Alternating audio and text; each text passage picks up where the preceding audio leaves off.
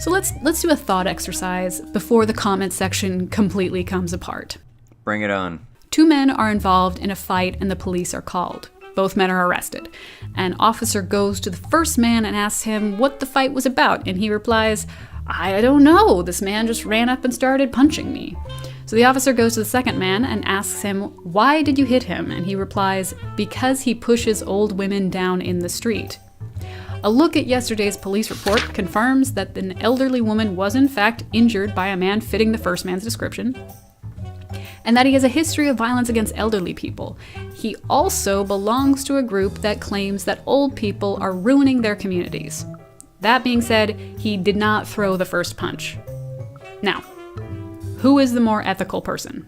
Okay, well, we have an unsubstantiated allegation that this guy pushes over old ladies. However, we have confirmed a premeditated, unprovoked assault on somebody. So I'm gonna go with Richard Spencer, because I don't think he actually pushed over any old ladies. Since the 2016 election, I've heard a certain argument crop up more and more. Let's call it the both sides argument. No, this is the I'm a partisan shitheel, and I need to condemn people who equate me to my political opposition argument. And I've seen it used everywhere from political news channels to arguments with friends. And while there are often two sides or even more to any story, the context it's being used in is a manipulation. So one of the most popular uses right now for this both sides manipulation is the clashes between neo-Nazis and their sympathizers and Antifa, which is this loosely affiliated anti-fascist group. Ah, that's not biased at all. It's not at all biased to leave out the fact that they're anarcho-communists. Nah, nothing like that. The idea being that, sure, neo-Nazis were marching in the streets with torches, and yeah, they had organized groups that have been proven to be violent and to go out explicitly to start violence, and neo-Nazis murdered two men on a train in Portland, Oregon, and yes, they murdered a woman in Charlottesville. But Antifa started fights too, so really both sides are to blame here. Yes, they're both causing violence. This is a lie. Violence, fires, property damage, hand-to-hand combat at protests across the country. Explain to me the reasoning behind fighting.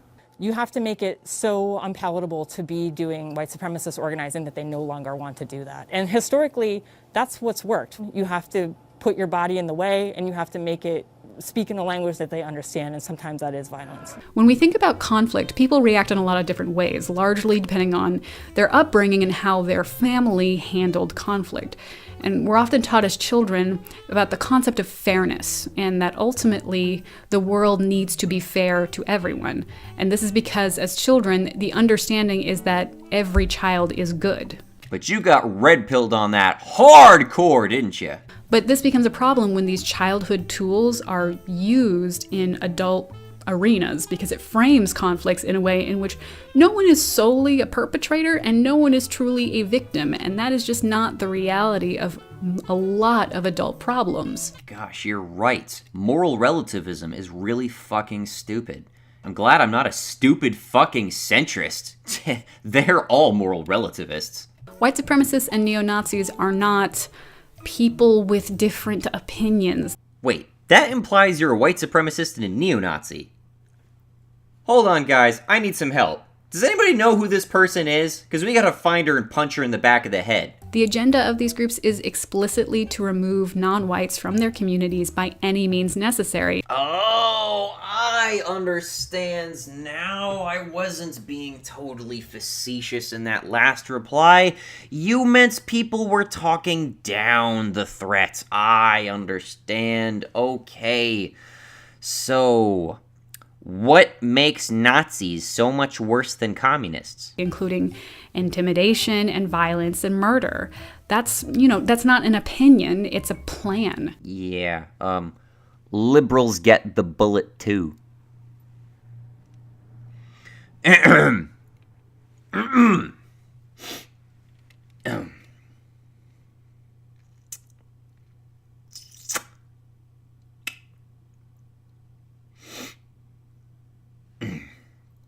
Yeah.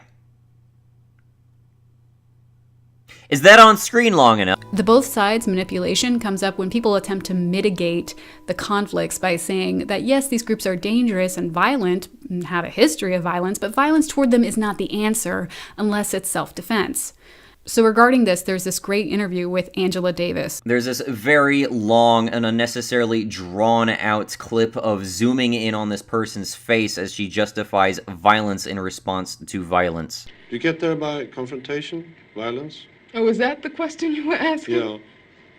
See, that's another thing. When you talk about a revolution, most people think violence, without realizing that the real content of any kind of revolutionary thrust lies in the principles and the goals that you're striving for, not in the way you reach them. I'd say it also depends on, like, your justifications. Like, for example, if, say, somebody steals my stapler at work, and, I don't know, I decide to revolt by setting fire to my office building, maybe that's not an entirely justified revolution. I don't know, just throwing that out there. I was constantly stopped. No, the police didn't know who I was, but I was a black woman, and I had a natural, and they, I suppose, thought that I might be a, quote, militant. And when you live under a situation like that constantly, and then you ask me, you know, whether I approve of violence. When they keep accusing you of being a militant, sometimes you just gotta turn around and go, fine, I'll shoot you. I remember from the time I was very small, I remember the sounds of bombs exploding across the street, our house shaking.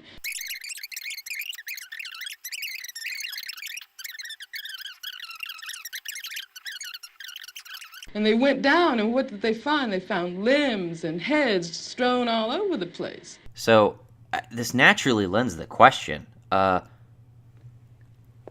who did Richard Spencer blow to pieces? I mean, to justify, like, him getting punched in the head is all, you know.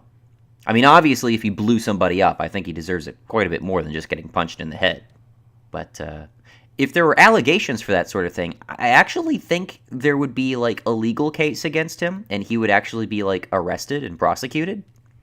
Like, you know, if there was actually tangible evidence.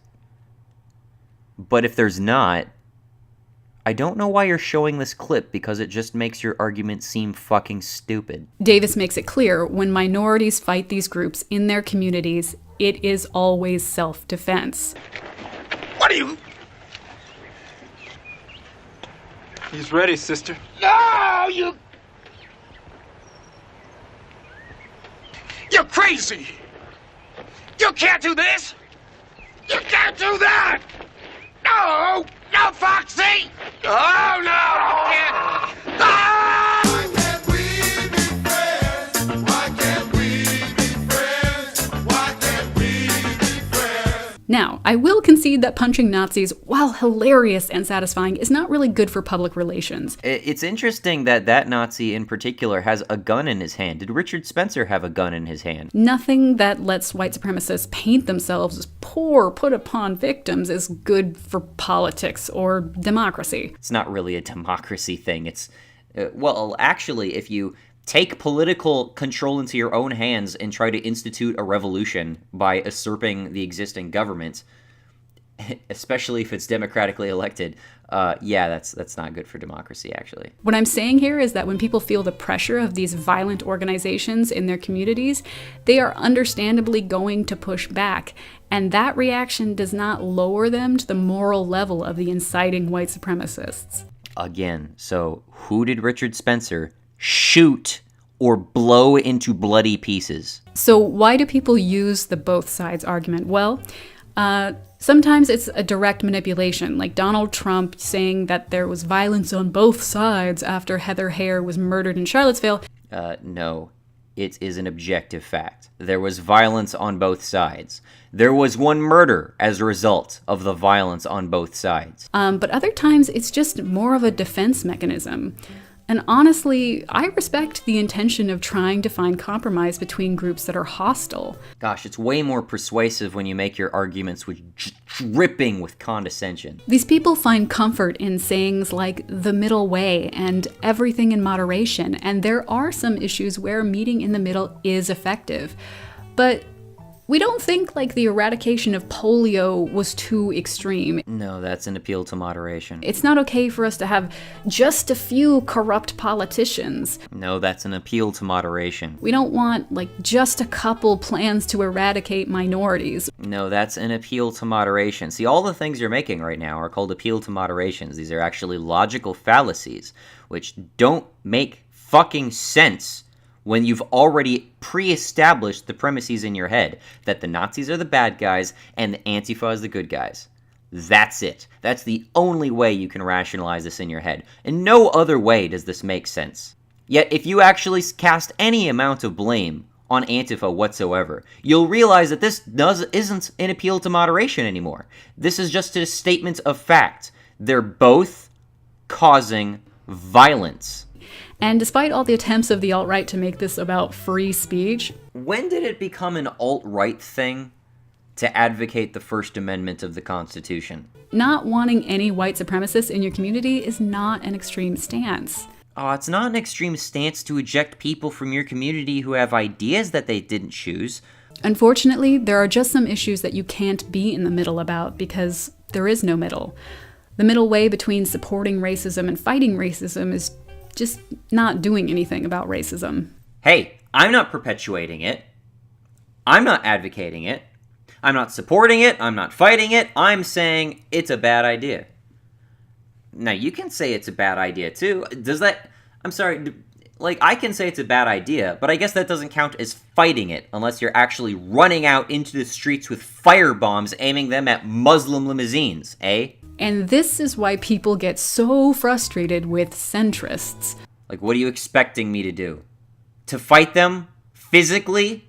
To go out into the streets, all in black, armed with bike locks, fire bombs, and broken bottles?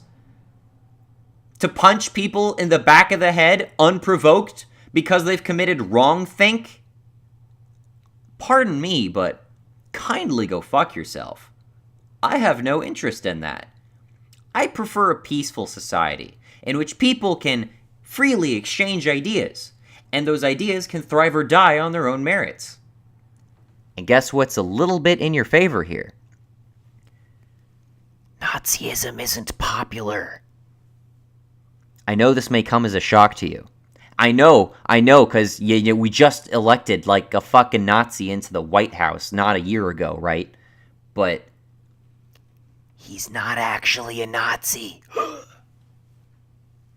I know we're not supposed to admit that, but it's true. Most people aren't Nazis. Nazism is really unpopular. Like, legitimately, Hitler is one of the most mocked people in history. I'm not sure if you're aware of this. Have you been around in the last few decades? Understanding both sides of the debate about the coal industry is not the same as being in the middle between white supremacists and everyone else.